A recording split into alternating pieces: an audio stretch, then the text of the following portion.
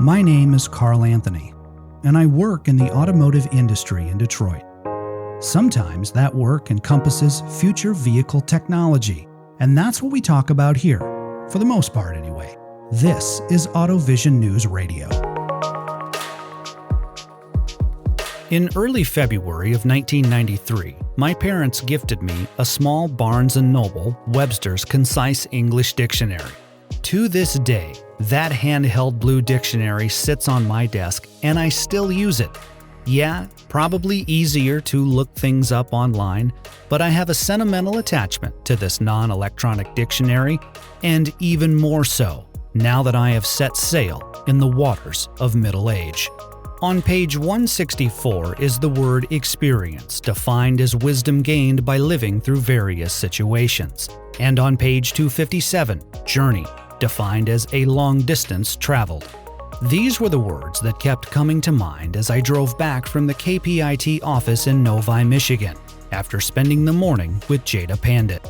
Experience in that Jayada has many, including a gift from her father that still resonates with her today, much like my blue Barnes & Noble Webster's Concise English Dictionary does for me. And journey, in the sense that she has traveled and continues to travel all different types of roads to live up to the special meaning behind the name her father gave her.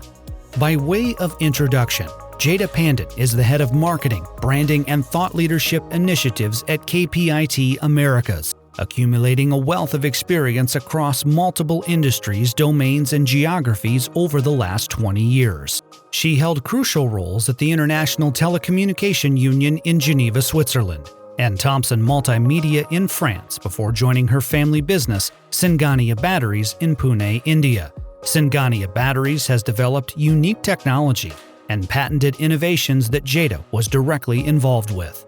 She joined KPIT Technologies in 2004 and has worked in the United States and India, managing clients within the automotive and information technology businesses. In January 2021, Forbes India acknowledged her work on the KPIT ventilator, a portable unit that could be used by medical facilities and ambulance personnel as well as home care. Although it was engineered with the COVID-19 pandemic in mind, the KPIT ventilator has many applications within the medical community. As both an engineer and a marketer, Jayada is keen to share her knowledge by leading the Women in Mobility initiative at KPIT. Women in Mobility unites leaders from around the world to voice the changes needed on an individual and societal level to achieve greater equity and diversity within the automotive and adjacent industries. I'm pleased to replay our conversation now from the KPIT Technologies office in Novi, Michigan. Jayada shares her career journey, memories with her father that shaped who she is today, and how we can advocate for the women next to us. This is AutoVision News Radio with Carl Anthony in Detroit, Michigan. As KPIT, we have been in Americas for more than 20 years, but it's wonderful now to be in the heart and hub of all the action, especially the way things have gone in the last 20 years and where we stand as a company today to be able to contribute even better. KPIT, if you go back actually to when it started as a group, KP Group, it started as a chartered accountancy firm. That background of very strong financial base is what the entire today stands on. A point after that, we saw it ventured into IT, and it was KPIT, focused on both IT side as well as the engineering side. About 5 years back now, is when we went through the merger-demerger, and as a very conscious call taken by the management to say we want to completely focus on engineering, mobility, automotive side of things, and not be part of the IT side any longer. I think a very brave decision that was taken, one of its kind, if we see in the industry, and perfect timing looking at where the automotive industry stands today. As a company, we've said this time and again that the automotive industry stands at a place where it has not in the last 100 or odd years. It's a dynamic space. There is so much going on. We look at the current scenario where software-defined vehicles is at the heart of everybody's portfolio. It's on everybody's mind, every car maker's mind.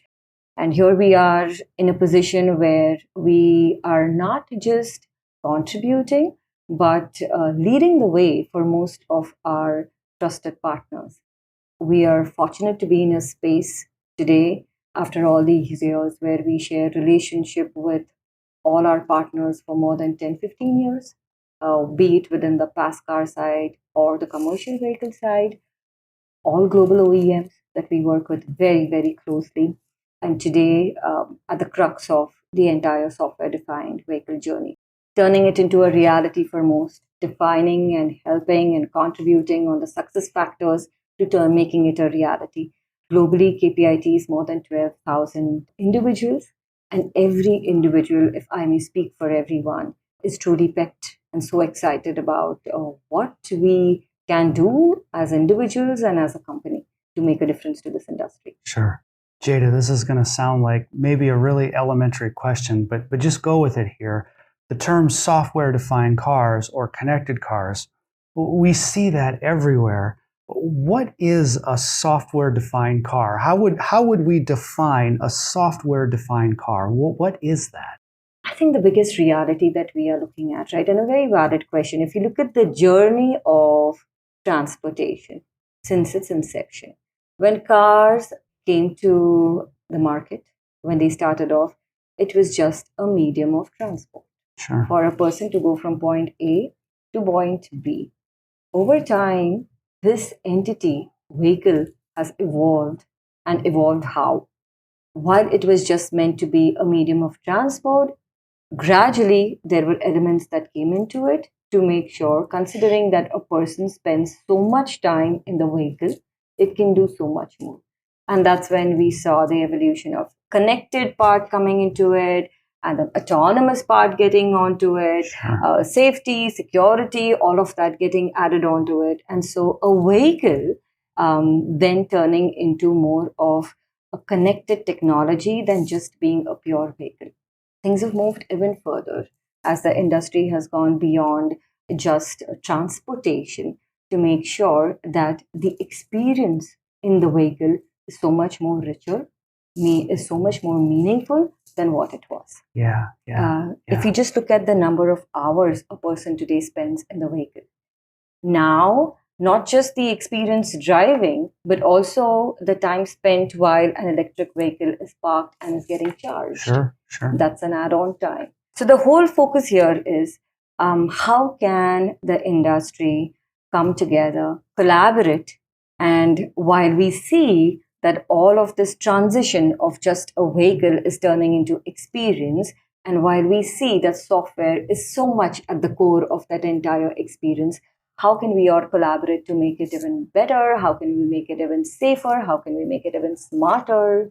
I think there is no part of a vehicle today that does not have new technology coming. With fuel, with AI, with the engine side, with the design side, with the autonomous side, there is no section of a vehicle today that stays untouched with upcoming technology. I think how we bring it together and how we integrate it seamlessly is going to be the key. We have an overview of KPIT, a good definition of a software-defined car. Now your role, Jayada, with KPIT. Yes. Tell us about the work that you do in your role. Very fortunate to have been part of KPIT for the last maybe 19 years now. Okay. So I've almost, grown up in this section of my career here with the company. When I started out, we were not even $100 million company.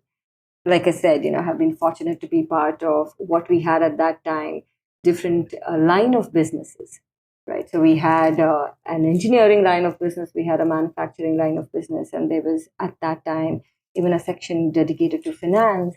And I have had the opportunity to actually work within every line of business in different kinds of roles. So I've had customer-facing roles when there were a few accounts that we were looking at, new accounts that we wanted to, new clients we wanted to work with. A lot of our role as a marketeer within a technology company cuts horizontally. Okay. So we get to contribute on the client side, We get to contribute on our talent side. We get to contribute as a brand to have the opportunity and be the true ambassador of brand KPIT. What is it that we want to be known for? And then to be sure that that's the right face of it that goes outside. It is very interesting when yesterday we were at Michigan State University and talking to the students. Sure. And one of the girls there was talking about what they see in while they drive their cars around in terms of the dashboard and the connection there, and the connectivity that it holds and the kind of interaction that is done. And she got back and said, "Oh, I never realized that there would be somebody called KPIT who was actually behind all that work, collaborating with the logo that's on the car." That is interesting. I think that's cool. Because we do not think about what goes behind the scene. Yeah, yeah. Right? What is invariably taken is what is flashed. When you get into the car, you turn on the engine, yes, it's moving, there's some interaction, it's doing some things for you. Nobody tends to pay attention is how many lines of code actually went behind doing that. Yeah. How many teams across the globe came together to actually do that. And that, even as a marketer today, gives me an opportunity and all our team members around the globe an opportunity to bring that to the world and say, this is what it means to be a technology company. This is what it means to be part of this technology ecosystem. And this is the kind of impact you can drive. Jayada, for you, this all starts years ago with your father. Yes. And I know that he is a huge influence in your life. Tell us about your father. Take us back to those early years. I could talk about this all day. Maybe let me go back to the day I was born. Okay. Maybe let me go back to that space. Okay. So I don't know, Carl, how much you know about, the way last generation it was perceived to have a daughter in India. Sure. It was not taken as positively back then. And this was my father, who had just fresh out of his engineering college, a very, very good engineering student, technically very strong, had started his own business and had started manufacturing equipment companies and workshops. And this was right in the heart of what we call MIDC, which is Maharashtra Industrial Development Corporation. So that's an industrial belt in the heart of India, west, towards the central west of India. That's where it is. This is a small city called Pune, not that small, but maybe I should say it's the right size considering where it is today. Sure. Not too large, and yet has the little town vibe and warmth to it. Back then, he had started his companies. He had a daughter who was born first, the first baby in the whole family. So was, of course, welcomed by everyone with a lot of joy, brought a lot of joy. Sure. And though there was that little hint of, would have been nice to have a son. And then he had a second daughter 3 years down the line.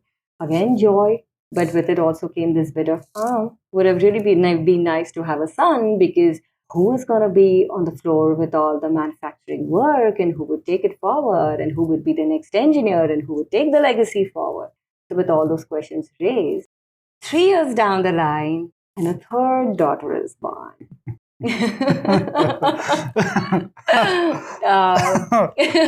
I see a pattern. I see a pattern. And the pattern was not appreciated as well by the society. Sure. So that third daughter is me. And the day I was born, because I was a girl, there was nobody who came to actually even meet my mother in the hospital for almost 10 days. Really? Yes. There was a lining of bitterness within the whole community around, saying, would have been really nice to have a son, at least now, to take it all forward, right? Now, while this was going on in the hospital, on the other side, at MIDC, where all the factories were, there was a union strike that was going on for quite a while. And it was almost a year that the entire region was grappling with. So the night before I was born, my dad actually got everybody, said, we are going to go down and speak to them one final time. Sure. And he went there and he spent some time with them over the next few hours. And we'll come to actually how he's addressed these situations even later. I had great learning from that. But with all of that, the issue which was not getting sorted for almost a year got resolved, and everybody was back to work. What that meant was the families of everybody who was back to work also started getting fed. So it was not just about the job getting done, but it was also everybody who finally saw that light of joy. So when my dad came to see me, and when he saw that everybody felt a little unhappy about not having a son, how it is in India, where you actually name the child, right, not right away like it is here, but after a while, right? And nobody was as interested to give me a name. And my dad picked me up and said, her name is Jayada, the one who has so much of success, Jay, that she gives it in charity, dan. So the word da comes from the word dan, which is charity. So I think he gave, people thought he gave me a name. But honestly, Carl, I think that is where my journey of giving that name and identity began. Right. I think the ability to have so much success and joy that you just give it out in charity. Right. Through him is where I have learned the power of parenting. I don't think we all realize the kind of power parenting holds. Not through words, but just through action. Yeah.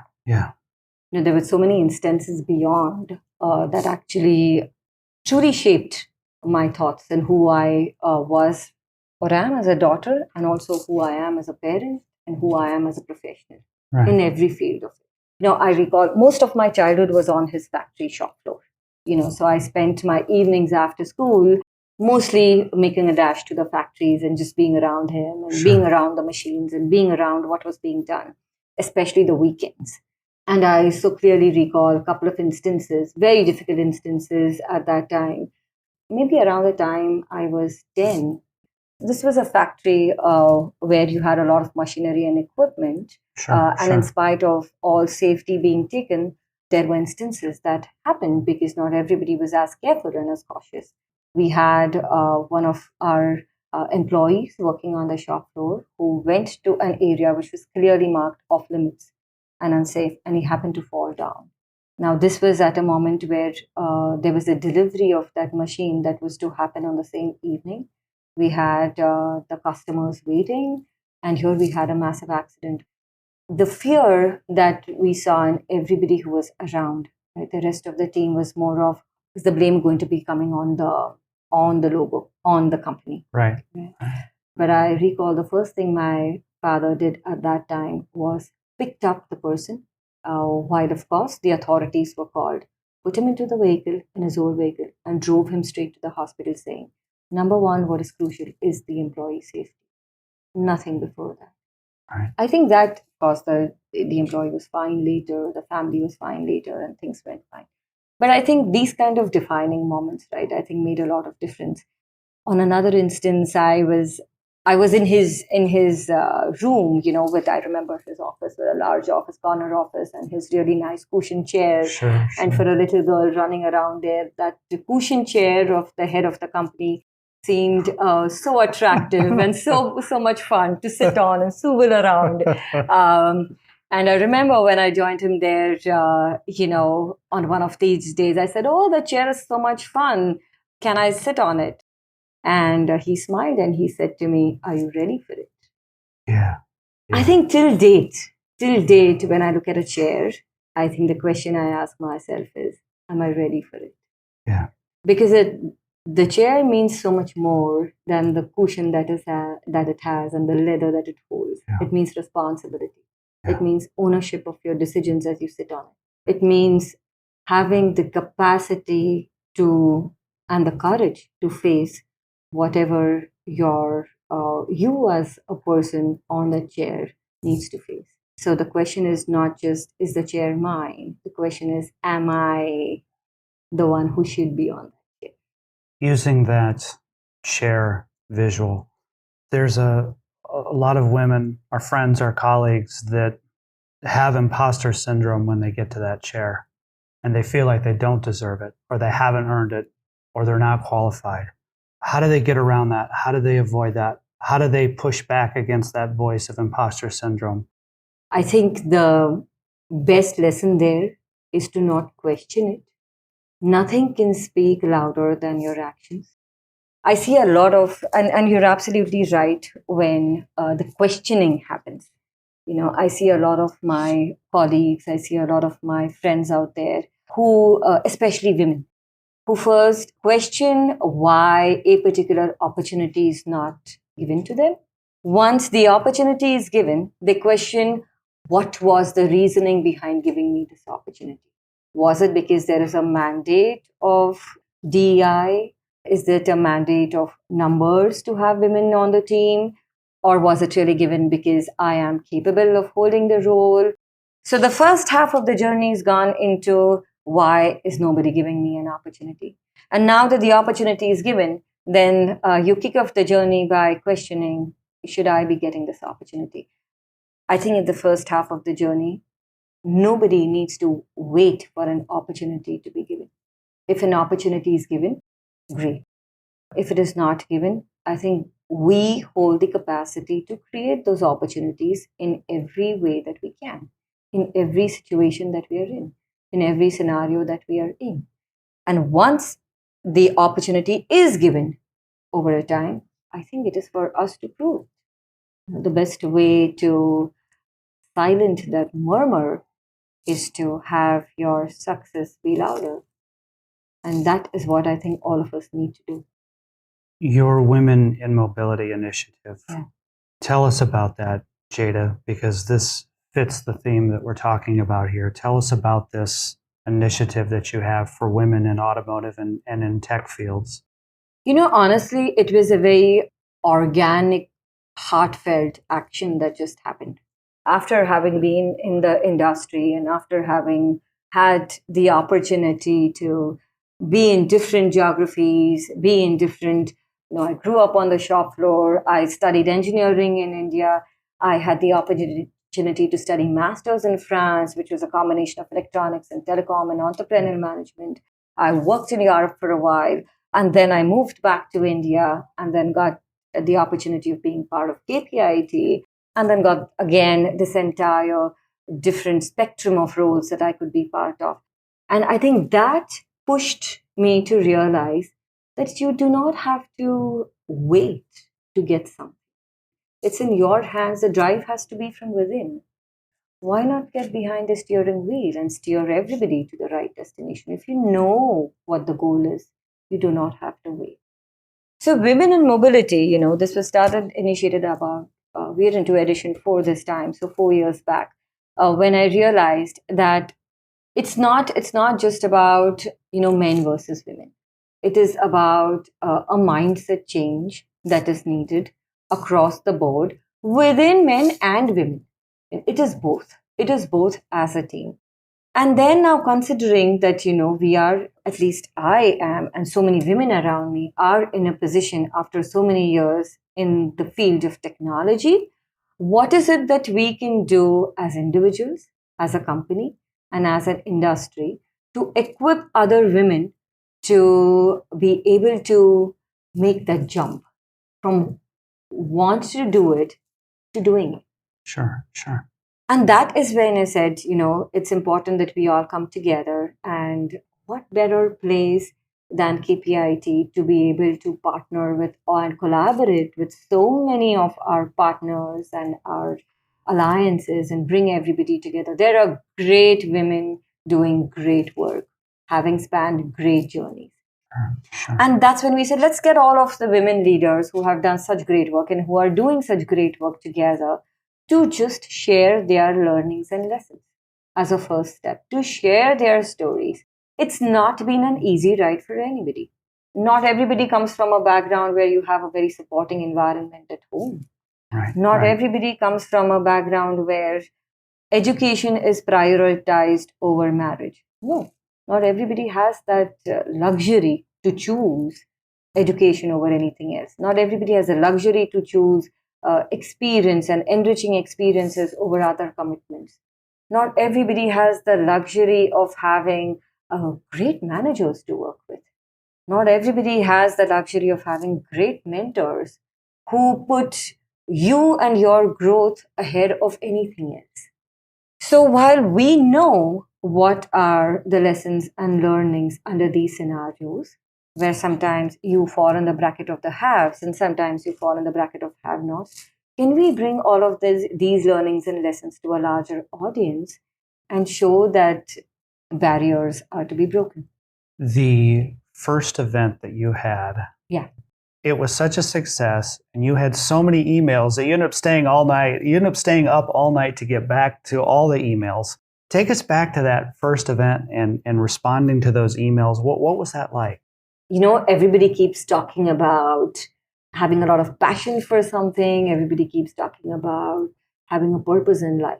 Sure. Right. I think that moment, that night, was when I saw a blend of passion and purpose come together. Sure. We had that the first time we did Women in Mobility, and this was during COVID. It was a virtual event. We had leaders joining from all over the globe, fantastic women leaders sharing their stories. We had an audience, and I had expected, there are so many events. There are so many virtual events out there. Yeah. Everybody does a webinar. Everybody does something. And I thought maybe, this is going to be another one. Let's put in an attempt and we'll see how it goes. But what was very overwhelming was to, like we said, receive more than 300 emails that night. A majority of them from women who said, this was a transformational moment for me. Yeah. What was even more touching was the men who wrote and said, I looked at it from a perspective of what can I do as a brother, as a husband, as a team leader to keep this somewhere at the back of my mind, that truly a trajectory of a woman's career in technology is different from that of a man. We are in the same industry, we are in the same conference rooms and in the same boardrooms, but what is happening behind those screens is different. Yeah. And so as a team member, can I be conscious of how that journey is going to be different and yet be extremely supportive of the whole piece? The next part of this journey for women in mobility is a mentorship program that you've started to work on. Tell us a little bit about that. Very, very delighted to actually come up with the mentorship program and launch the mentorship program this year. What we realized is it does not suffice to put problems on the table. It does not suffice to just suggest solutions to these problems. But what is going to be equally important is to actually action as a next step. And the mentorship program is actually part of that action. Now that we have talked about awareness, now that we have thrown light to the problem statements, now that we have collaboratively suggested things that we can do as individuals, as a company, as an industry, can we now actually define a framework and take very structured actions to make sure that we actually see impact on the ground? So this mentorship program, for the first time, is meant to bring together a cohort of mentees and the team of mentors who would be from different fields. So there would be a leader from the business side, a leader from the technology side, a leader who is a CFO from the finance side, leader from the marketing side, leader from the HR side, everybody who bring in a different perspective and a rich experience of 15, 20 years of having been in the industry and having done that journey of growth, to then equip each of these mentees with the key learnings. The whole idea here is, can we really look at a very holistic program that will equip a woman who is starting out on this journey and have a 360 degrees insight into how the whole industry works? Sure. Now, I might be starting out as an engineer, but it would be great to know what a leader in HR seeks. It would be great to know what a leader in marketing thinks about. Irrespective of what I do, I could be sitting in front of my screen and coding. Can I put a larger impact to the code that I am putting in there? Can I suggest the way we say to the university students whom we speak to, right? At the end of the day, from your work, you should be able to go back home and be able to define what is the impact that your 9 hours at work made in this world? Right. If I have spent my 9 hours today sitting in front of a screen and coding X number of lines, where did those lines go when it came to a vehicle? Sure. Are they making a difference on the powertrain side of it? Are they making a difference on, the connectivity side of it? Are they making a difference on the gaming console part of it? Are they making a difference on the sustainability side of it? Where did my 9 hours make an impact? And what can I do as an individual today to make a larger impact? We've used the term journey, and I think that's so fitting here, Jada. From your journey now, you're in this marketing role now with KPIT, but you have an engineering background, but that stems from what your father taught you on the manufacturing floor. How has all of that helped you be successful today, from the early years with your father to studying engineering? How has that helped you and prepared you for all the stuff you're doing with KPIT and everything you're doing with women in mobility? How has that shaped you into the person you are? I think number one, like you rightly said, the power of parenting.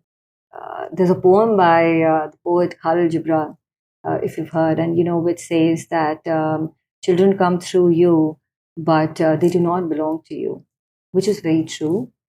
If I may have the audacity to add to it, I would say yes, they come through you, they do not belong to you, but what they become tomorrow is really so much up to you.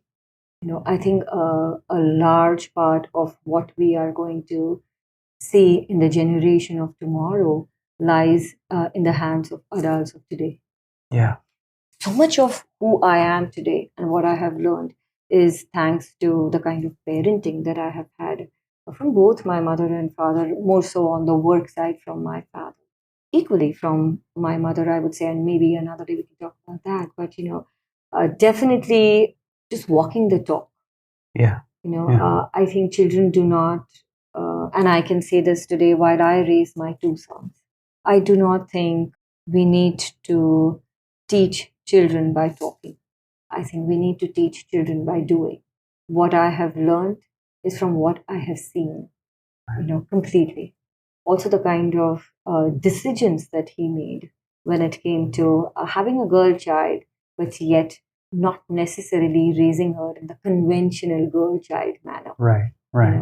I do not recall my father buying me just dolls and gifts.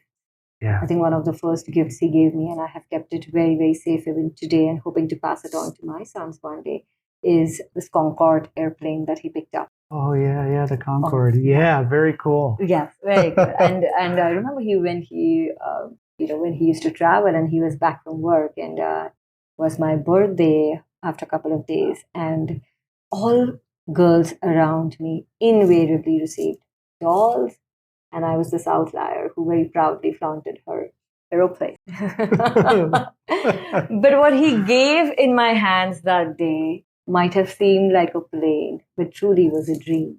Yeah.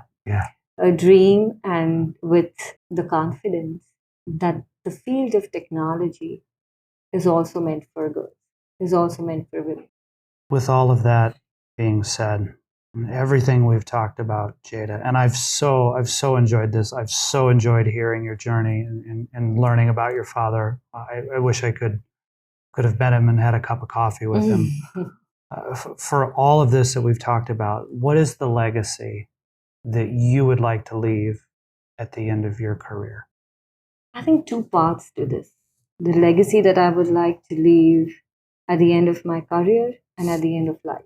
Yeah. If I pause and I ask myself, what's the impact of the 9 hours that I put in, or the umpteen hours that I put in? I would like to pause at the end of my career and ask myself, what's the impact my career has made to the company, to the industry, and of course, towards a better world tomorrow. Sure. I think that answer is going to hold a key to how defining the journey was. As an individual, I think the biggest goal that I would look at the end of my life is to die empty. And let me tell you how. Okay, yeah. One of the things, that I have learned is you do not need to wait to give. You do not need to get to give. I think we can all give as individuals, as professionals, as children, as parents, as students, as mothers, as colleagues, as friends, as women in technology. I think we can all just give. So I hope that when I get to that sunset moment of life, I can look back true to my name if I could have given, just done enough of charity in terms of experiences, in terms of knowledge, in terms of inspiration, in terms of just the number of lives I could have touched and I would have given, that I can just die empty. I think that will make that sunset worth it. For more information on KPIT and the Women in Mobility Initiative, see the links in the show notes. AutoVision News Radio is available on Spotify, Apple Podcasts, Podbean, and more. In Novi, Michigan, alongside Jayada Pandit, I'm Carl Anthony, AutoVision News Radio.